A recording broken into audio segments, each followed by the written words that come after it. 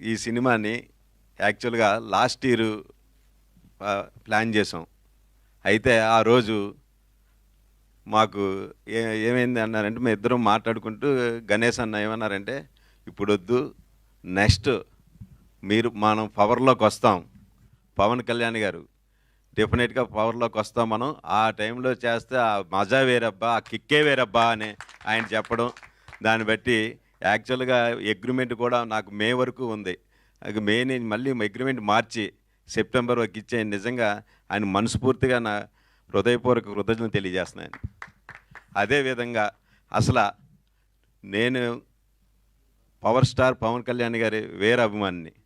ఆ అభిమానిగా ఆ సినిమా ఎలాగ ఉండాలి మా హీరో అన్నది ప్రతి ఒక్క అభిమానిగా కోరుకుంటారు. కానీ ప్రతి సీను నేను మళ్ళా ఎప్పుడు చూస్తూనే ఉంటాను.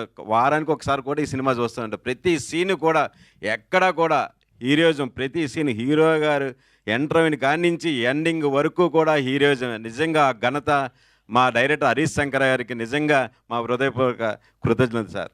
ఎందువల్లంటే ఈ సినిమా ఇంత హైపు అది వచ్చిందంటే కారణం మీరే సార్. నిజంగా మా అభిమానులు మేమేమైతే అనుకున్నామో అదే విధంగా అసలు మాకు పవన్ కళ్యాణ్ అంటే పిచ్చ.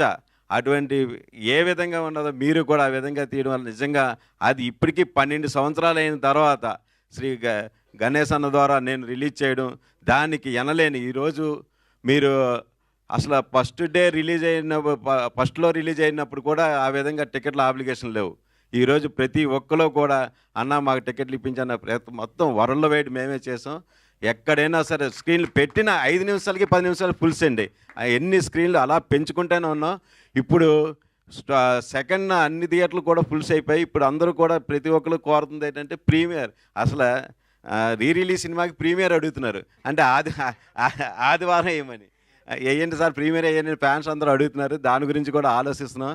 నిజంగా మనస్ఫూర్తిగా మరొక్కసారి అన్నకి, హరీష్ శంకర్ గారికి, రైటర్ గారు అందరికీ కూడా కృతజ్ఞతలు ఇస్తాను. Thank you sir.